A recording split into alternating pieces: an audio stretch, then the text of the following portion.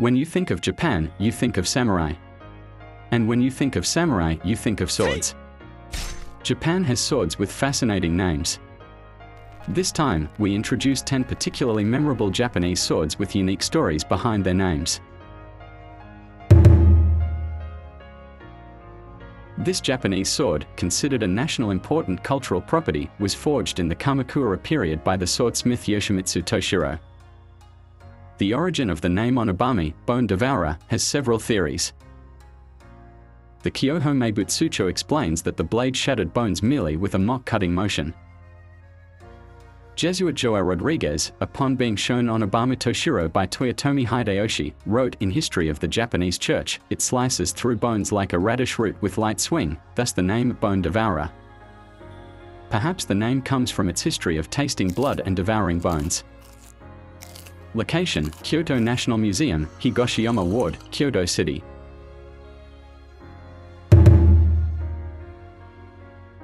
The name Hizamaru comes from its ability to slice through a criminal's knee during a tamashigiri, meaning cutting test. Later, the sword came into the possession of the warlord Minamoto no Yorimitsu. He used the blade to defeat a monstrous earth spider, Tsuchigumo, that tormented him with fever, and the name was changed to Kumokiri. The story goes that a giant spider attacked Yorimitsu while he lay ill.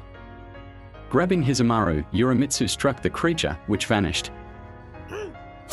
His retainers and Irai Yasumasa, a lone warrior, followed the trail of blood and exterminated the Tsukigumo's group at an ancient mound behind Kitaino Tenjin Shrine. This tale was later dramatized in kabuki. Tsukigumo was originally a derogatory term used for local rebels or clans who refused to submit to the imperial court, as mentioned in the Kojiki and Nihon Shoki. The term likely derives from Tsukigomori, dwelling underground, referencing these clans' cave-like dwellings. Thus, the spider slain by this sword symbolized those who defied the court. The sword went by several other names beyond Hizamaru and Kumokiri. There are multiple swords identified as Hizamaru.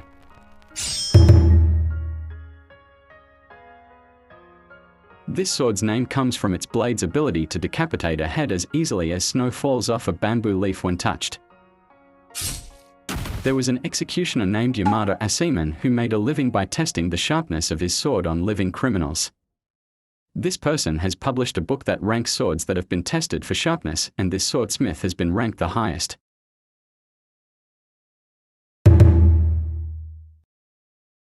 The name originates from an incident on a ferry where, after one passenger was cut down, the body swam to the opposite bank and split in two.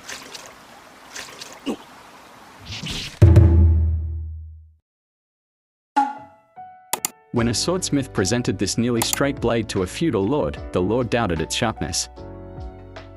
In response, the swordsmith swung the sword at a pine branch, slicing not just the branch but also a nearby stone lantern.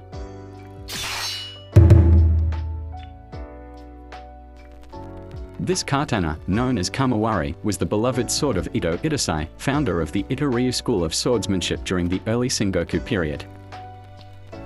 Legend says he used it to slay 7 thieves during a shrine attack, including one who hid in a large jug. Its eye sliced through both the jug and the thief inside, earning the sword its name. Ito-ryu later branched into various schools, including the Onoha Ito-ryu, passed to Itosai's disciple, Onodera Tadakatsu.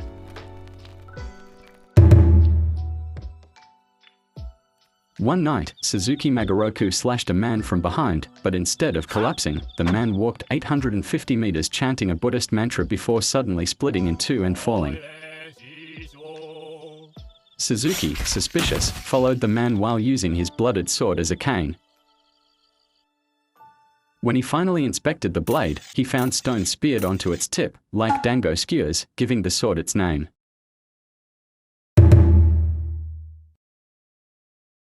A national important cultural property, this sword was used to slay Yamanba, mountain witch, in the Togakushi Mountains of present-day Nagano Prefecture.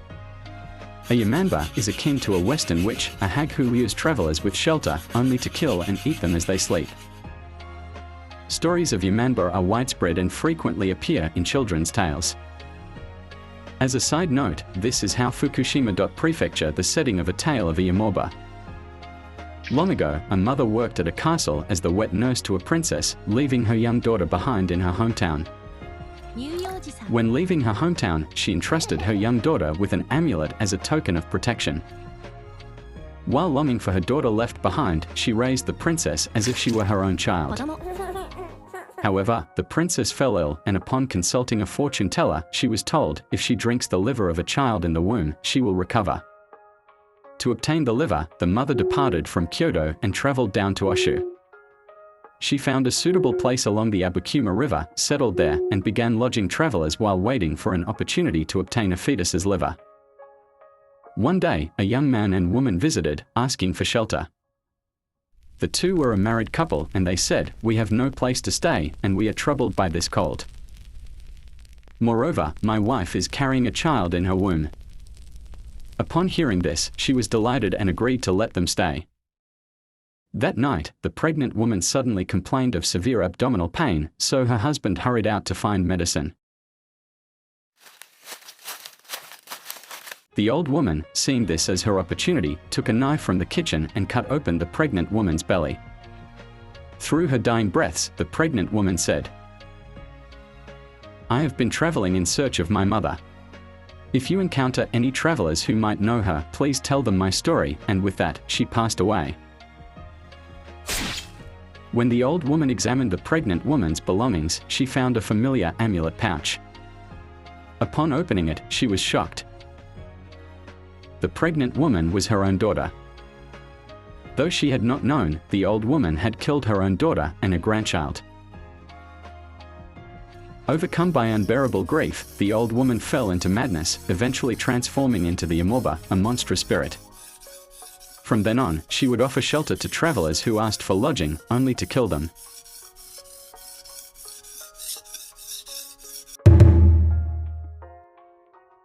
Dojigiri, forged by the Heian period swordsmith Yasutsuna, is one of Japan's Tenkagoken, 5 swords under heaven, and a national treasure.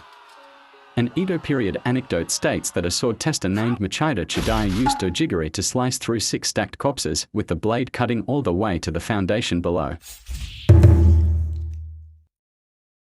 Onimaru, another Tenkagoken sword, was crafted in the Kamakura period and is part of the imperial household's collection. According to Taiheki, Hojo Tokiyori suffered from nightly torment by an oni in his dreams. One night, the spirit of the sword appeared in a vision, claiming it was rusted and powerless due to impurity.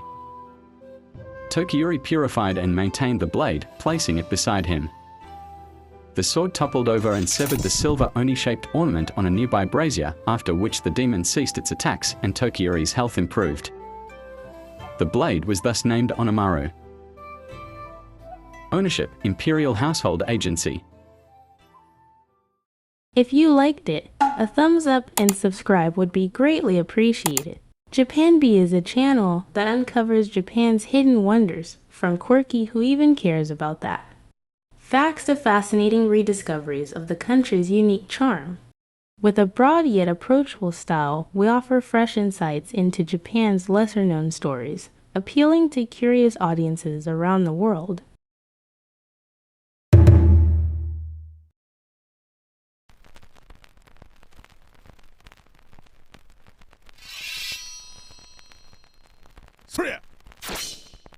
During the Edo period, the age of the samurai, there were punishments that are unimaginable today. This video introduces the punishments used at that time.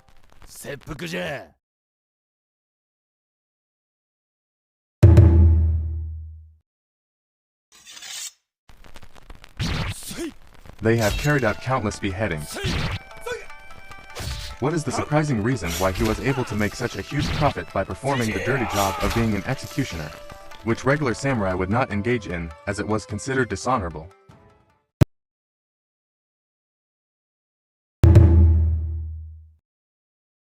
In the Tenmacho prison, prisoners had to endure various forms of torture every day, and murders between prisoners were commonplace. There was also an execution field on the premises of the prison, where decapitations were carried out. At the site, the bell that heralded the execution of a sentence, and the stone wall that used to house the prison still remain.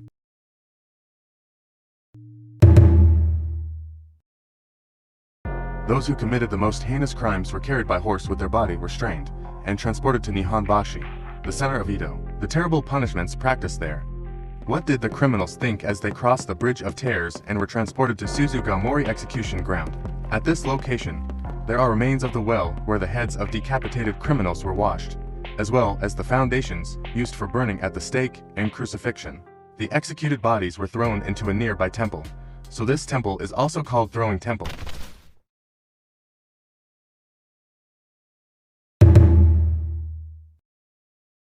A huge jizo that has seen countless executions. This place has a different history than other execution site. This jizo can be seen from the window of the train that carries many commuters towards the center of Tokyo every morning. Human bones are still often unearthed in this area during construction work. It is said that books on the sharpness of swords and books on medicine were completed due to the existence of this execution site. But what was going on at this place?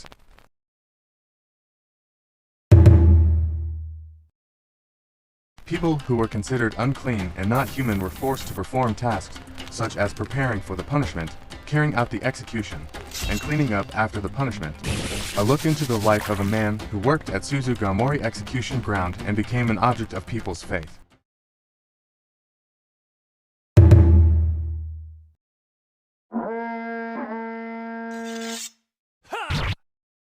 Executed in the Edo period commit, and what kind of punishment were they given? Explore their crimes and punishments.